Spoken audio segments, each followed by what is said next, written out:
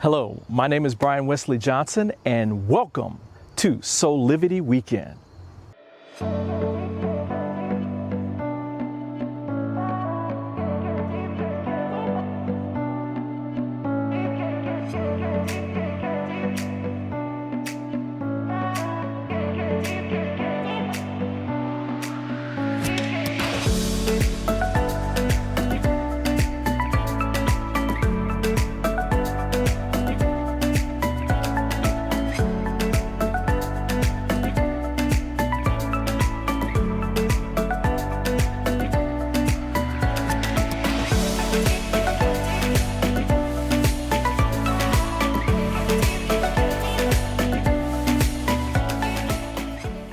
Hi everyone, and welcome to our new show, Soulivity Weekend. My name is Brian Westley Johnson, and I am so glad you're here because we've got a great show for you today.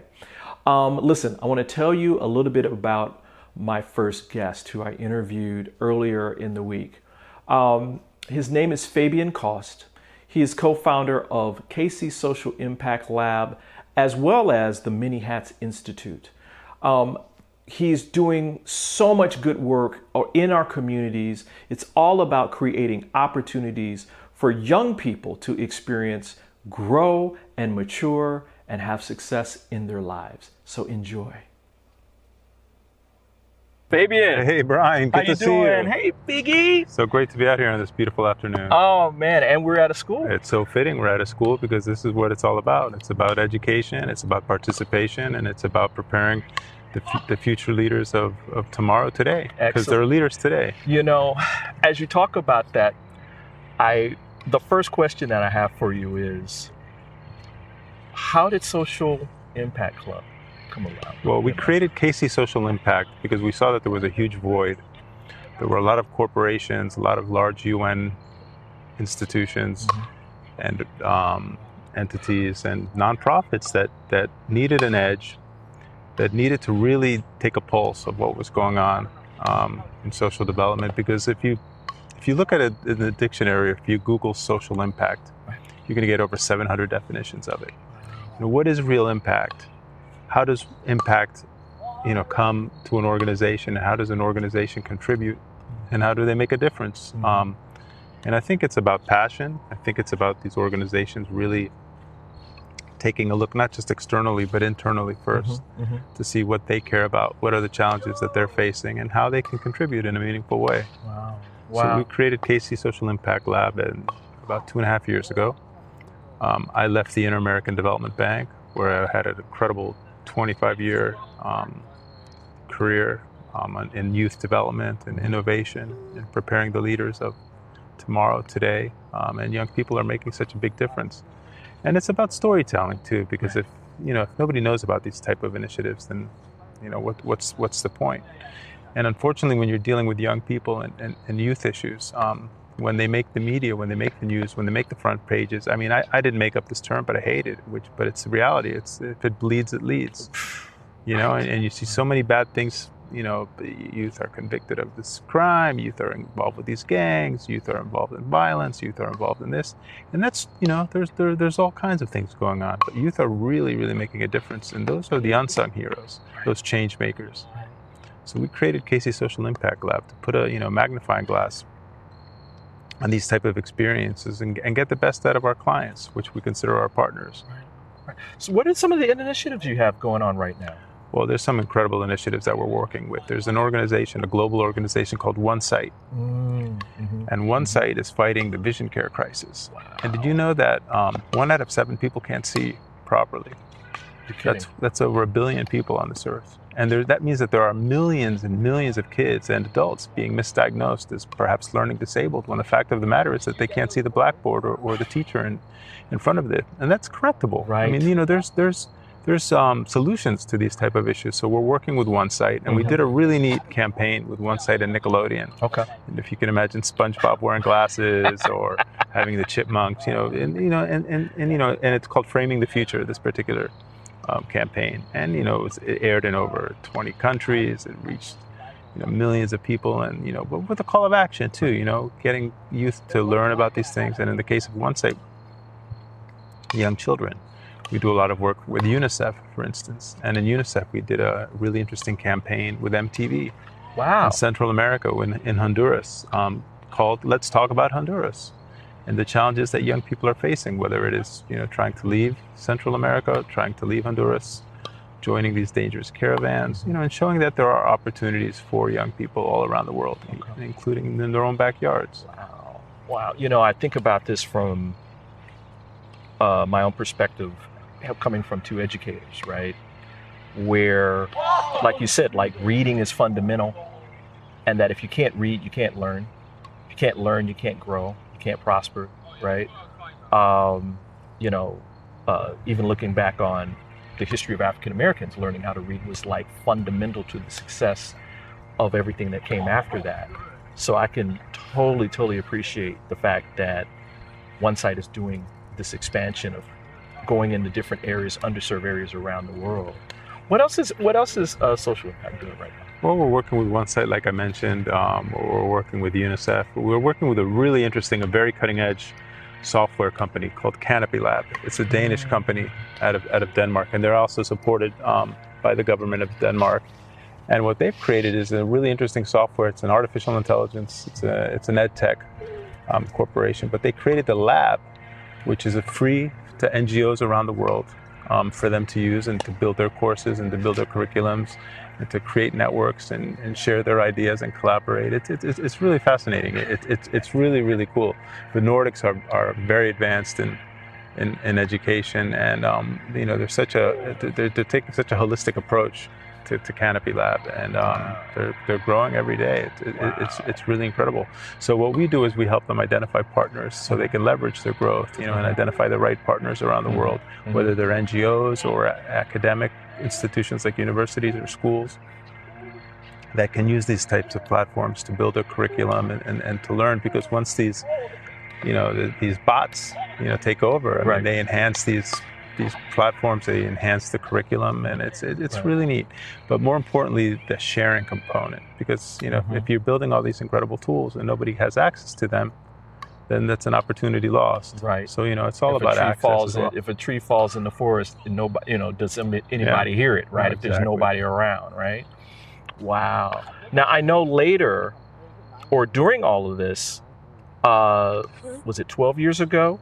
You formed Many Hats. 20 years ago. It's 20 years ago. Almost 20 years, yeah. Wow. When I was at the Inter-American Development Bank, I would come back from our field trips, our field missions, coming back from, Central America or South America, and, telling my friends, you don't know how the challenges that these young people have and that these countries have in education and in healthcare and working with youth facilities, until a friend of mine from Washington, D.C. invited me to visit schools in wards 7 and 8, east of the river, east of the Anacostia River. And I was shocked. I mean, I didn't realize that there were so many challenges here at home. I mean, here and then I did a little research and found that, that's the case in a lot of the major cities around the United States, that there's a lot of, challenges with the school system. So we put together a lot of minds. I had the pleasure and the honor of working with a top youth development specialist from around the world. And we put together the Many Hats Institute, and many hats because people wear many hats and they do different things and come from different backgrounds. And it's a pretty broad mission. It's to empower, organizations that are working with children and youth around the world. Right. And it's purely holistic. It was the beginning of the internet, so it was, we took advantage of that, and we worked with the Harvard Business School. We worked with AOL at school. We worked with Youth Service America and a lot of these top organizations to create service learning tools and sort of service learning curriculums. And one of our first really neat programs was a program called Reach Your Peak. And it was with one of our board members named Michael Davis, who was an agent at CAA at the time. And his dream was to reach the 7 summits, climb the 7 summits. Wow. And he said, if I can do this, I can empower other young people to reach their peak, to reach their dreams. So we created the Reach Your Peak Dream curriculum, and it's a service learning curriculum that's, it's been used free all around the world. And, to empower kids to reach their peak and, and learn about service learning and contribute. Wow. So we've done a lot of interesting things, and, people do wear many hats. One of our board members, Charlie Muldoon, is a professional polo player. So this is what led That's what led to the polo tournament. He's very involved with the United States Polo Association, and he played on the U.S. national team. He coached the U.S. national team. And he wanted to find a way to give back, through polo, invite people to learn about an interesting sport, invite people outdoors, especially now in our current situation with COVID. I mean, it's better to be outdoors as well. And we team up with strategic partners. And the last event we did with the Embassy of Argentina, we did with BMW, with PNC Bank, a lot of corporations, and invite people to have a good time, but also learn about, organizations that they're supporting. And the last event we did was this polo tournament that raised resources and awareness, which is just as important as the resources, and sometimes more so, for DC Scores, which is a really neat Washington, DC based non-for-profit. Wow. Me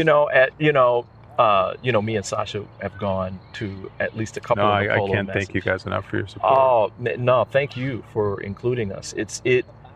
It is such a wonderful event. It's a cross-section of all kinds of different people.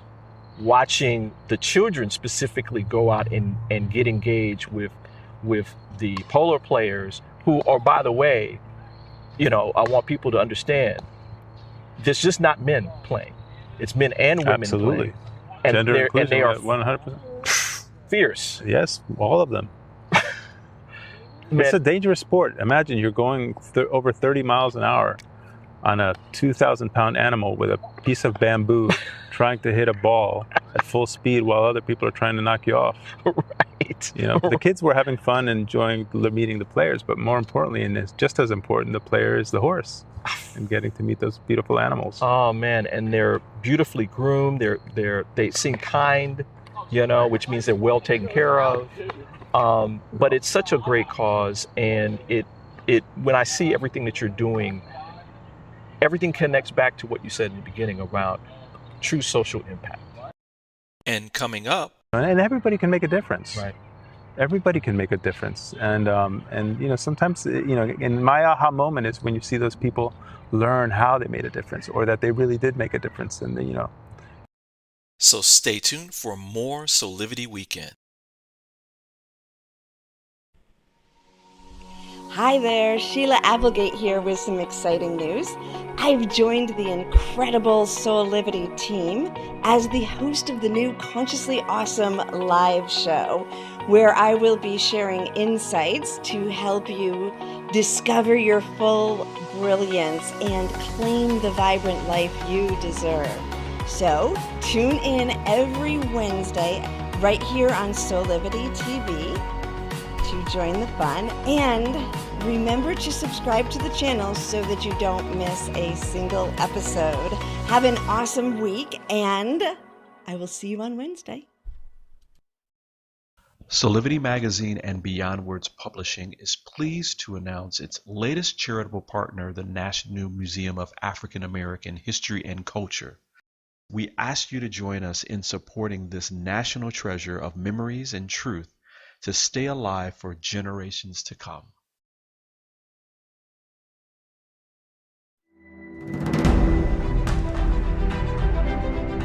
Creating this museum gives us a chance to make manifest the dreams of many generations.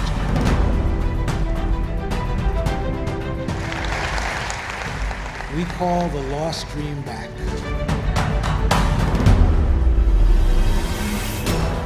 This is a milestone moment not only for the Smithsonian, but for the United States.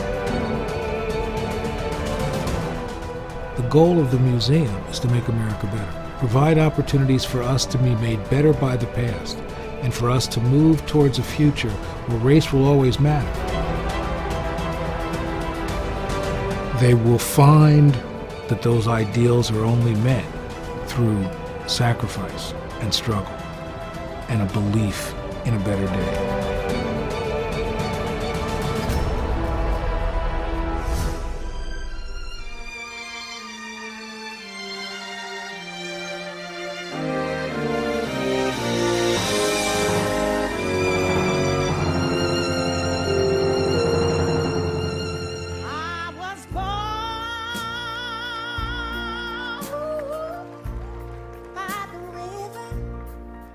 This place is more than a building. It is a dream come true. History, despite its wrenching pain, cannot be unlived. And by knowing this other story, we better understand ourselves and each other. I, too, am American. We ask you to join us in supporting this national treasure of memories and truth to stay alive for generations to come.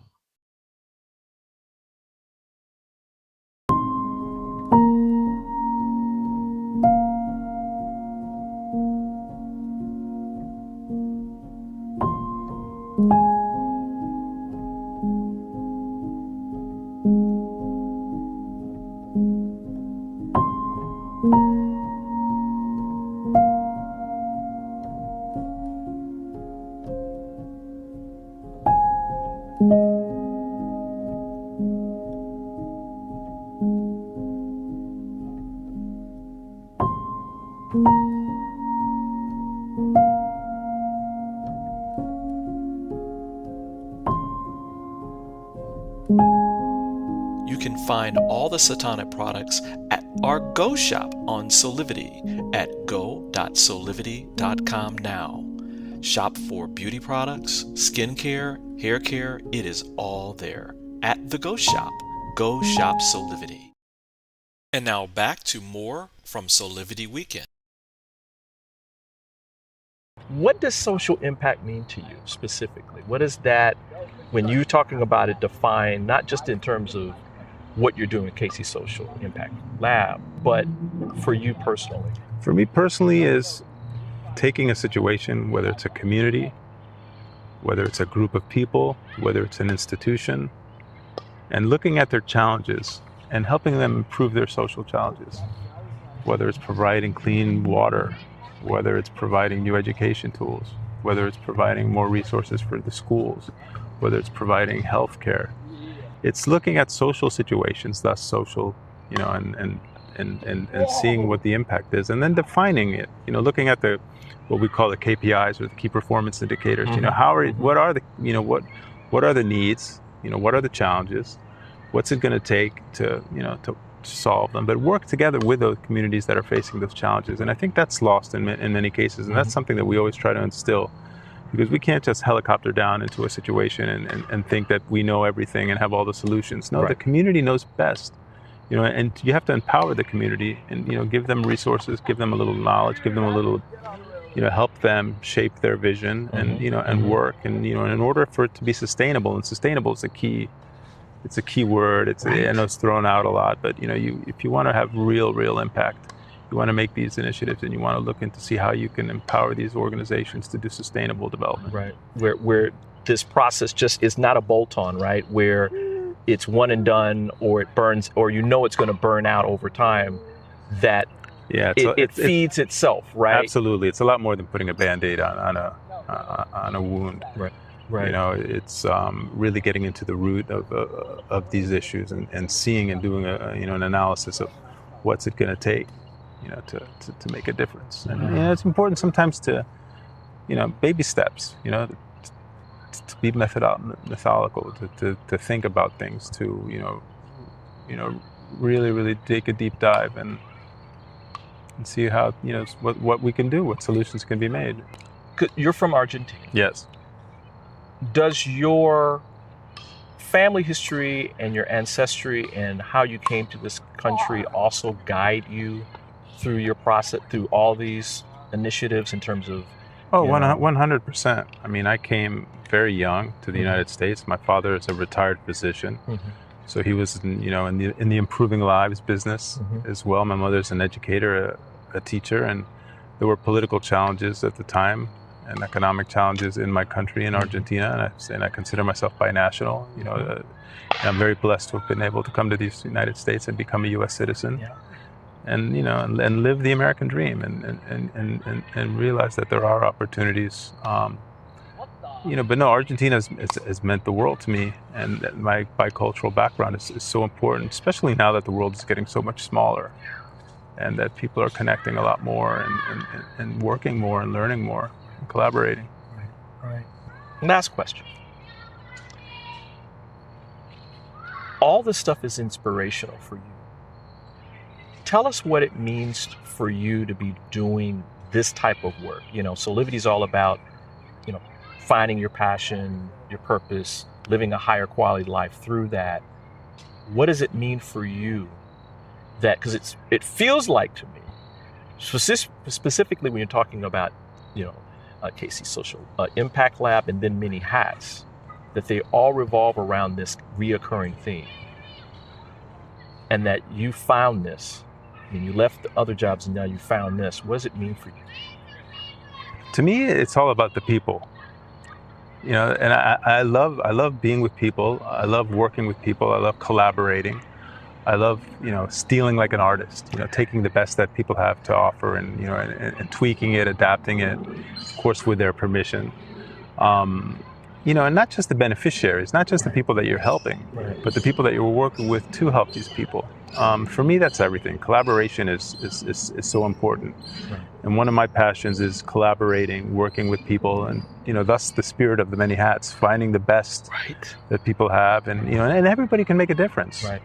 Everybody can make a difference, and sometimes and my aha moment is when you see those people learn how they made a difference, or that they really did make a difference, and and they're grateful, and their lives become better, and I think it's an opportunity to. There's so many challenges, right, especially today. There's a lot of depression, there's a lot of issues, global issues. There's a lot of challenges, but I'm optimistic. You have to be optimistic, and you have to realize that there are people, all ages, mm-hmm, all sizes, all walks of life, mm-hmm, all geographies, right, that are willing to roll their sleeves up, and you have to be inclusive, you have to be mindful, and you have to be respectful, and you have to be willing to learn, because that's one of the beauties of my job too, is that I learn something new every day.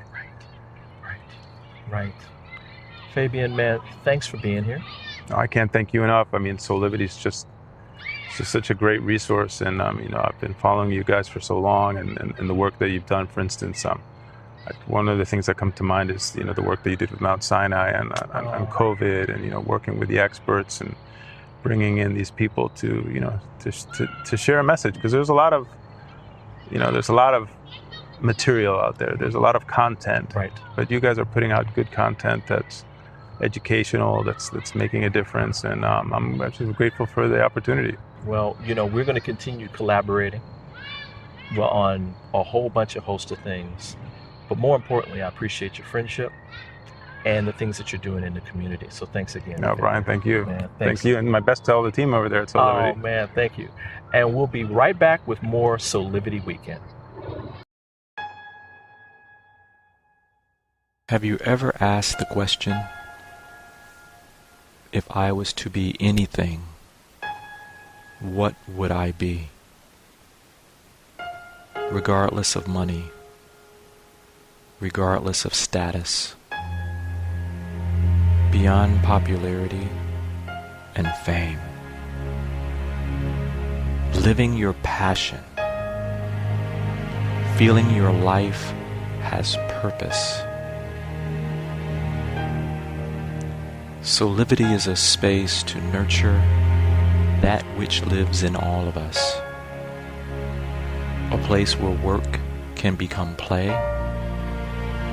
and doing what we love creates the dreams of a lifetime.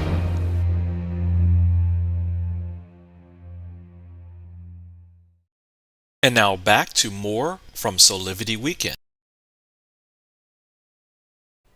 And welcome back to Soulivity Weekend, everybody. Our next guest on our show is an intuitive life coach. Her name is Kelly T. Smith, and she is the author of a couple of amazing decks that you use for spiritual growth. Her latest is the Guiding Light Oracle deck. And I wanted to know a little bit more about how she developed this deck and how it's used and how it can support all of us in having a better life, fully connected with everything and everyone around us. So enjoy this beautiful little chat. Hey Kelly, how are you? Hi Brian. So good to see you. Yes, me too. Welcome to our new show, Soulivity Weekend. I'm so happy to be here. Wow, yeah, thank you so much. Listen, I want to dive right in because we I love these new cards. I really, really do. And my first question to you is, you know, what is the meaning of, for you, what is the meaning of these new cards for you? So really, they're designed to help you already know what you already know. So basically, it's not necessarily teaching you anything new as much as it is helping you understand that you already know something that you didn't know. Like you're already getting intuitive guidance, so it's going to confirm that. You're already having feedback from your inner self, from your spiritual team, from your higher self, but you may not realize it. So when you start working with the energies of the cards, you're going to see the synchronicities more and more and more. Because it's really about learning to ask the right questions and then take the time to listen. I love the discussion about how as a child the stars were of great comfort to you. Can you tell us a little bit more about how as an adult this relationship to the stars had deeper meaning for you? Tell us a little bit about what you discovered. Yeah, so stars has always been a comforting feeling for me. More than comforting, it's like if you're feeling hopeless or if you're just feeling like giving up on life or you're just feeling like you're alone. For me, when I look at the stars or as a kid and still to this day, I instantly have an awareness that I'm not alone. It's almost like a feeling of being at home. It's a feeling that, oh, there's something going on that my human mind doesn't understand, but it's almost like the stars reflect back to me something in me that was dormant or something in me that was turned off. And all of a sudden it's like that but it's like a light switch turned back on. And then there's not a feeling of separation. Like I'm just kind of like wandering in the world with no blueprint, with no, support team, with no real reason for being here. It instantly becomes, okay, now I am connected to the whole. Now it's like, it's it's such an incredible feeling. And from talking to so many different people, many people experience it in different ways.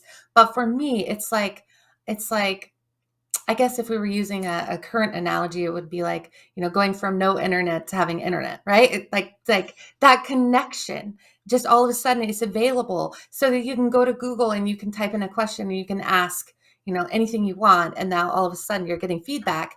It's similar when you're connected inward because there's this whole, we have to really get to a place where we can listen and we can be still enough to hear it because the mind plays tricks and games, but this whole other part of you that has a bigger awareness of the bigger picture. And once it ignites or sparks or turns on from within you, it's available and you just feel differently. I'm not saying it becomes like, oh, life is perfect now, because that's not it. It's just that now you have this feeling of I don't know. I always use the word safety net. It's like, it's just a feeling that when you know where you're going or who's with you or what's with you, right? And and we can use God, source, infinite intelligence, because I believe that all religions lead to the same ultimate place of connection with God. So, yeah. Okay, I'm going to read one quote from the guidebook. It's on page 14, and you talk about the fact that as you work with the guiding light oracle cards, keep in mind that whatever you believe is true for you will become your experience. And then you go on and you say, whatever you focus on, you give energy to, and whatever you give energy to, you breathe life into. Wow, I love that quote. Can you give us a little bit more information about your feelings around that? Yes. So again, it's almost like relearning the basics of the world that we live in and our soul, right? And that is, number one, everything that we think, feel, and believe will govern our ultimate experiences. And so we will notice that when we start to work on ourselves and start to release limited beliefs, that's a huge one, because when we learn how to work with our subconscious mind and when we learn how to do the inner work and we start to question these beliefs and start to no longer give energy to them, but kind of, move away from them and start to give energy to something else, we'll start to see more evidence of the thing that we now have changed our focus to, which will create a stronger belief. The more you put your energy into something and then you get instant feedback, that's just going to anchor that belief into your subconscious mind more and more and more. And so, but again, as soon as you decide to question it, you're going to get feedback. Oh, that you should be questioning it. It's always, we have to learn to pay attention to what we are focusing on. What are we constantly imagining in our mind's eyes? What are we constantly feeling? Because in that way, we are directing energy without even knowing that we're directing energy. Because when you start to get an interconnection, you start to become one with that, the spiritual plane, more so the parts of your world that you can't see or feel or touch, right? But now you have another way of being able to sense it. And that invisible or unseen world starts to become a navigation tool. Now, later on, you talk about this guiding light that exists, that's within us.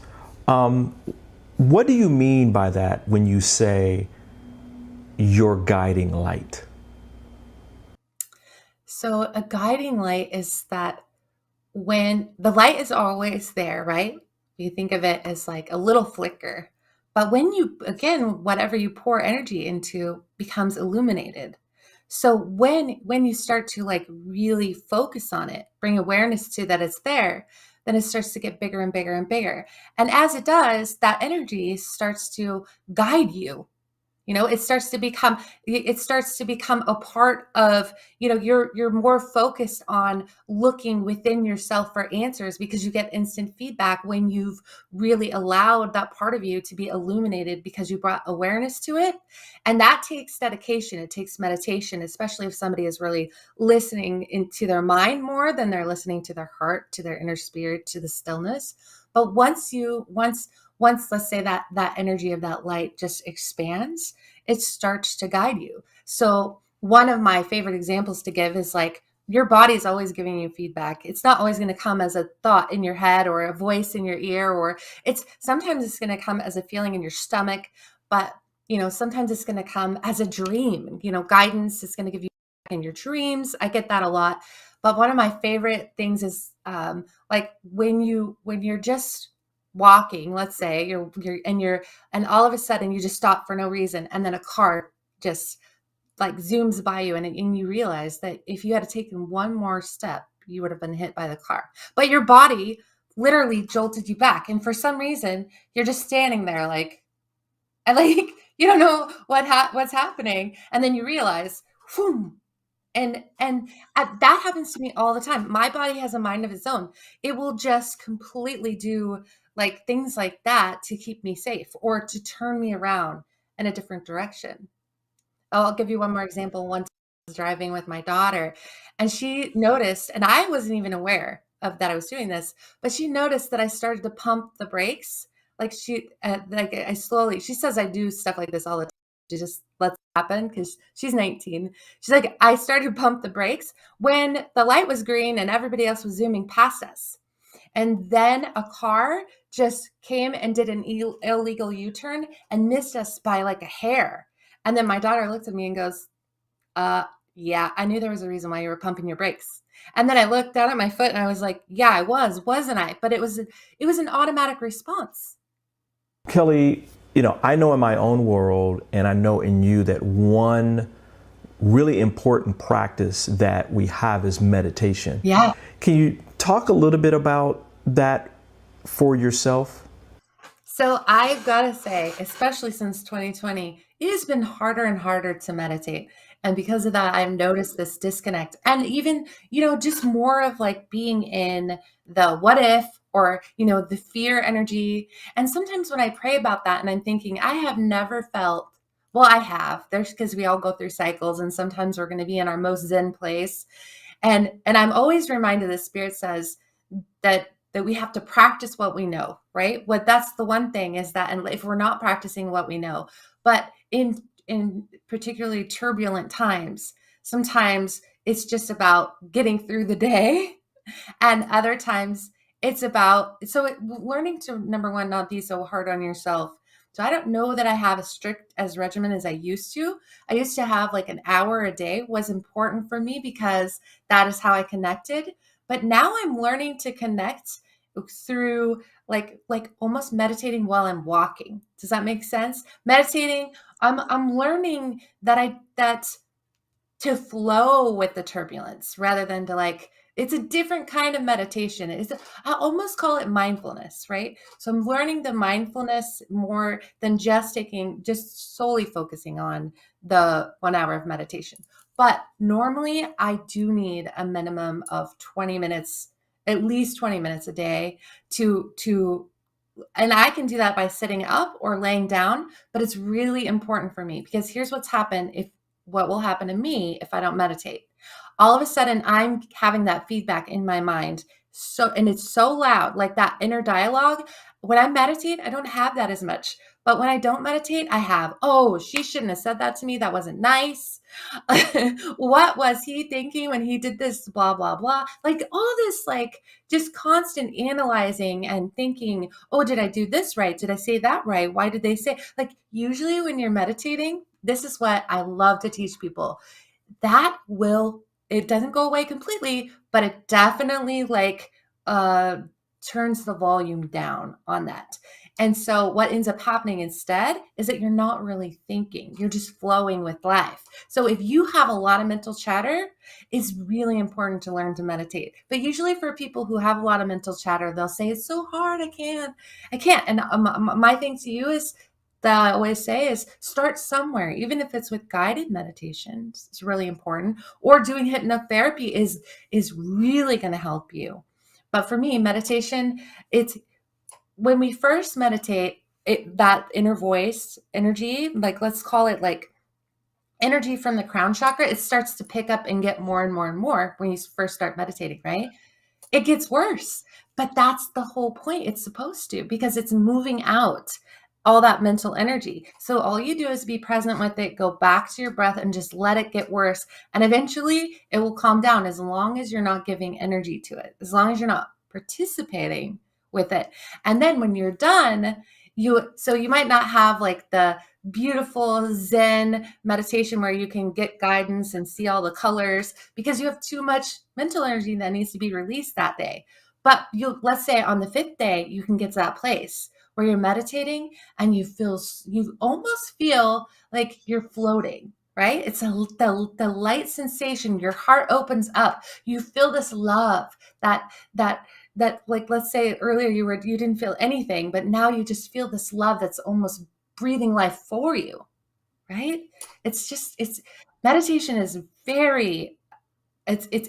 let's say it's simple and complicated at the same time. For me, anyway. And coming up, you're not worried about materialistic things. You're worried about how can I serve? How can I help? How can I be a better person? So stay tuned for more Soulivity Weekend. Are you ready to take that first step towards true, unwavering inner happiness? Are you like thousands of people who have everything they need, not want, but need, and still can't seem to find happiness and fulfillment in their lives? If so, the Steps to Happiness show is for you. On my show, you will learn about the principles and practices that lead to true inner happiness. Because guess what? It isn't found in our external environment, but within ourselves instead.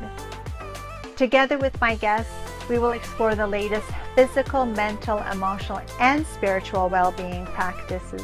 And together we'll advise you on the actionable steps you can take towards a happier, more fulfilled, authentic life. So I invite you to join me each week on Soulivity TV on the Steps to Happiness show with me, Teresa Greco. Life is full of moments. And when sickness breaks your momentum, from the 5 a.m. stomach bug, or stress and anxiety at work, don't forget you have Teladoc. Great care options by phone, video, or app. 24/7 access to doctors. And access to therapists 7 days a week. From anywhere you are. Day or night. Whatever it is, we're always ready to help.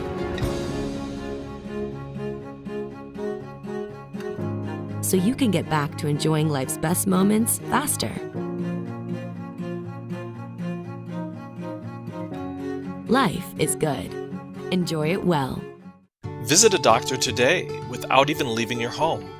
For as little as $19.95 per month for a family plan, you get access to board-certified physicians as often as you need it.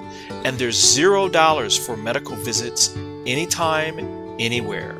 Register now by visiting soulivity.com/health perks. That's soulivity.com/health perks.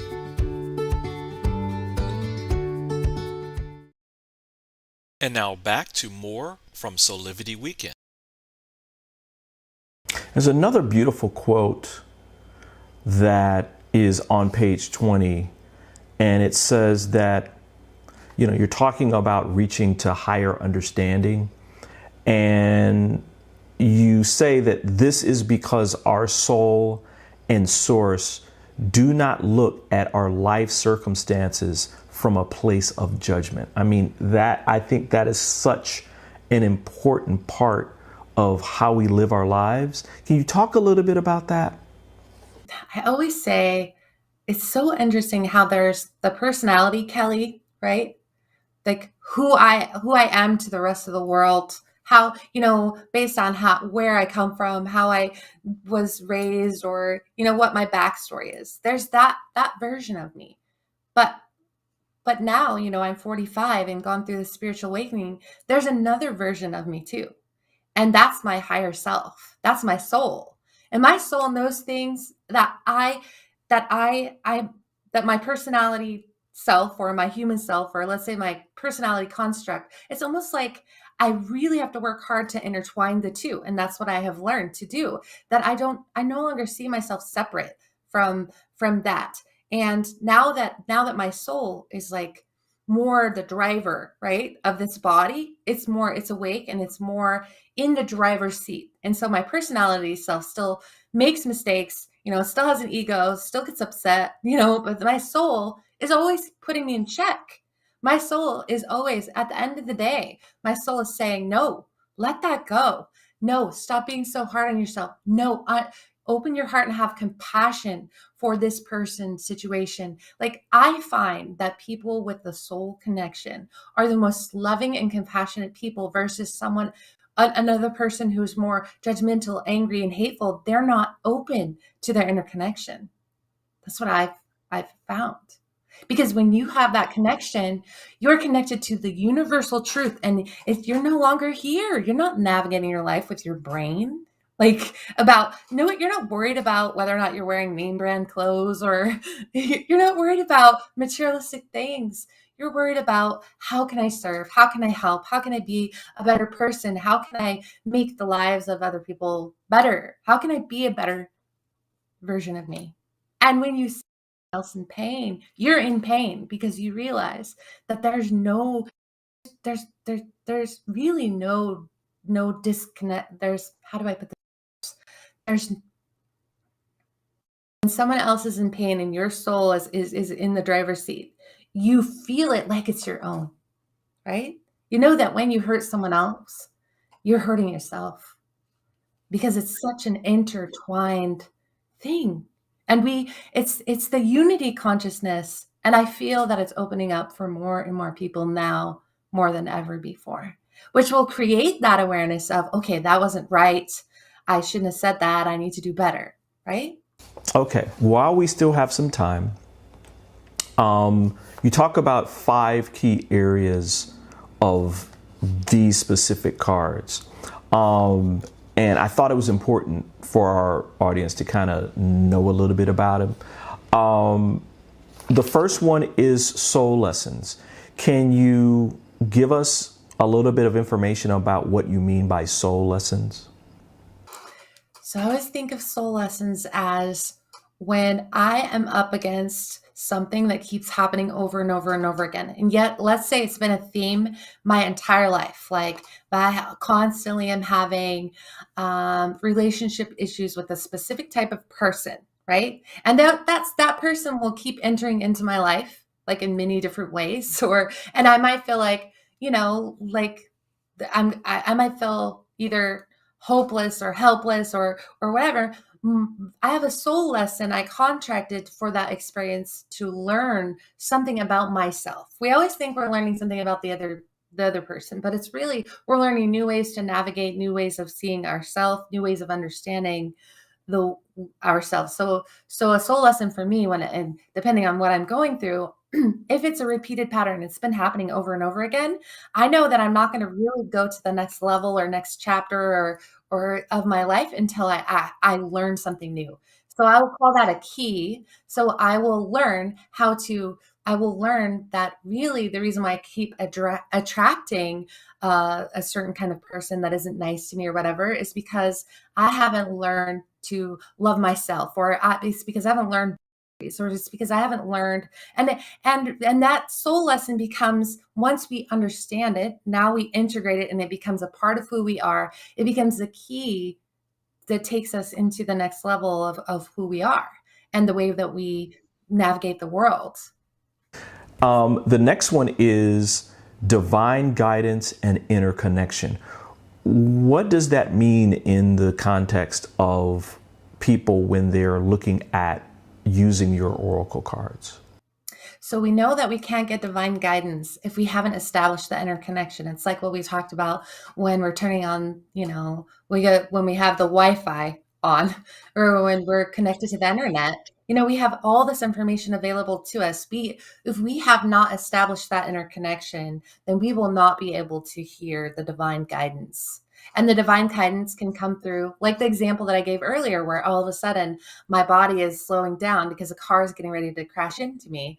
Or a divine guidance could come as an inspiring idea to create a book or share a service, or a divine guidance can come as a decision that you make in that moment. But in order to hear it, you have to have established the interconnection. And this is what I love to help people understand is like, how do you get that interconnection? Well, it starts with clearing out. It starts with, learning that your emotions have its own, your emotions have its own, let's say, digestive system, right? If you haven't learned to digest your emotions, to just keep feeling them until they just turn into something different. So maybe it starts with anger, and then it goes to, goes from anger to slightly upset, and then it goes to, okay, now wait a minute, maybe this isn't what I thought it was, and then it goes to an epiphany, and now it becomes an awareness, and then it becomes something you integrate within yourself.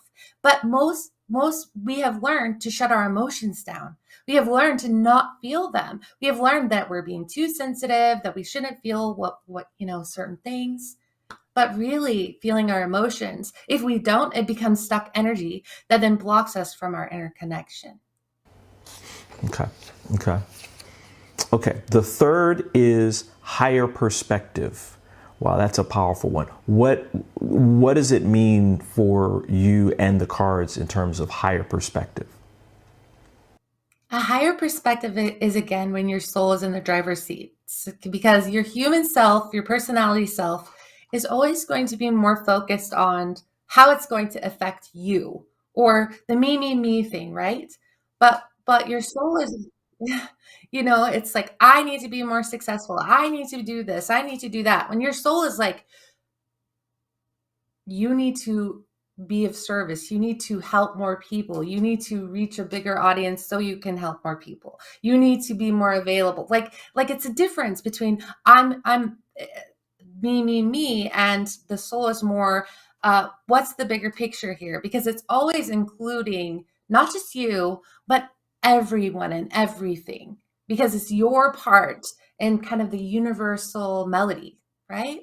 And so when we ask for the bigger picture of what the higher perspective, I always say, what's the higher perspective of this current situation?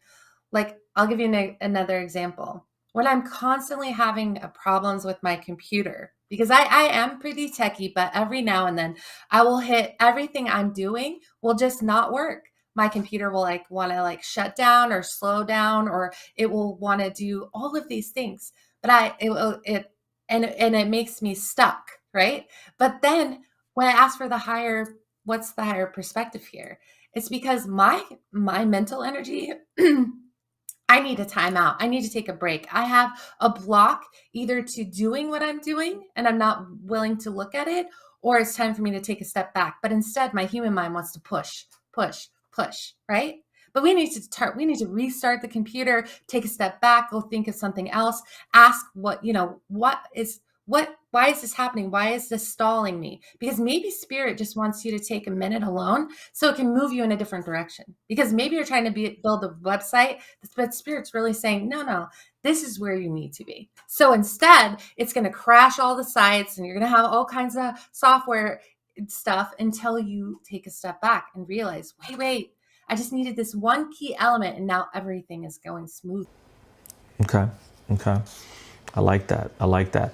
And the fourth is emotional healing, another very important aspect to life and living. Oh, I always come back to Oprah when she says, when your wounds become wisdom, right? Oprah always said that when your wounds will become wisdom, your emotional wounds will become wisdom. And emotional healing means that we have sat with the pain long enough to where it becomes something else. It becomes a guiding light. It becomes an opening for our connection with source. Because sometimes that pain is that's when we finally walk away from our regular routine and everything we're doing, and we go straight to God. We go straight to source because we can't take it anymore. So it becomes almost a door for us to finally come home. And so emotional healing has to do with when we're just letting whatever has happened to us, we're no longer focusing on why did this happen? Why did they do this to me? How did this happen to me? This isn't fair. Now we're seeing it from a much higher perspective, and we're understanding it and even finding the gift in it. Mm-hmm.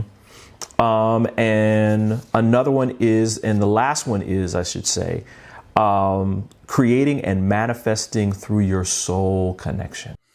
Yeah, so now this is when I feel like when you have worked with your emotions and you have cultivated this connection with your inner self and God, source, spirit, I feel like this is almost when the matrix, let's say, the matrix opens up to you, and now you are so hypersensitive and aware to everything you think being almost instantly returned to you in some way. So you're having synchronicities, you're instantly getting guidance, knowings, feelings, feedback from the universe, signs everywhere. It's like you have a thought, and then all of a sudden you see what you were thinking about, and it's just, it becomes this new awareness of being able to navigate the world from a place of co-creating with source, co-creating with God, your inner self and spirit and your soul.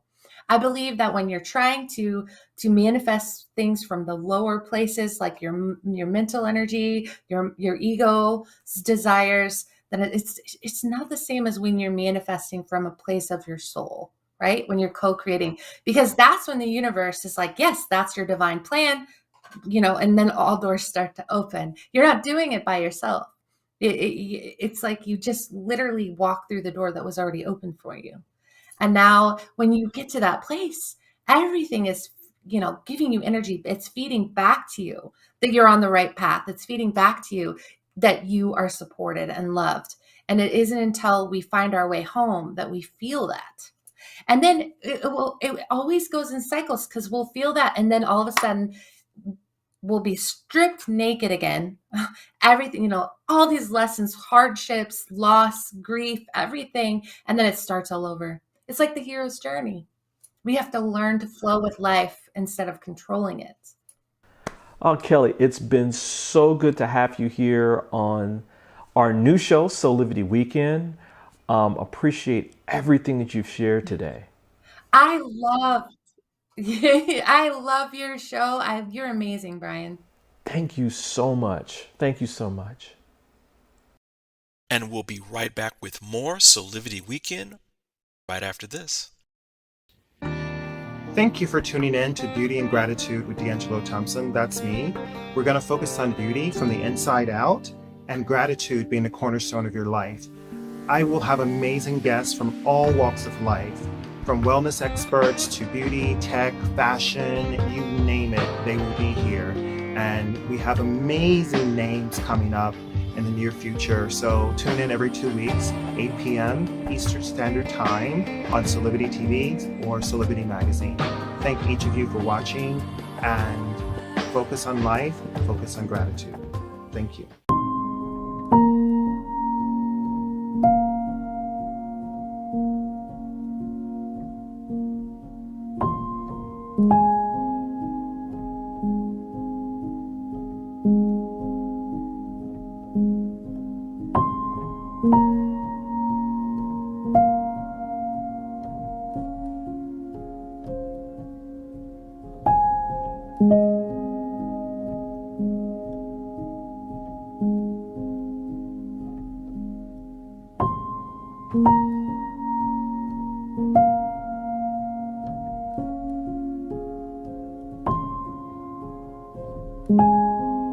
You can find all the Satonic products at our Go shop on Soulivity at go.soulivity.com now. Shop for beauty products, skincare, hair care. It is all there at the Go shop. Go shop Soulivity. Life is full of moments. And when sickness breaks your momentum, from the 5 a.m. stomach bug, or stress and anxiety at work, don't forget you have Teladoc. Great care options by phone, video, or app. 24/7 access to doctors. And access to therapists 7 days a week. From anywhere you are. Day or night. Whatever it is, we're always ready to help.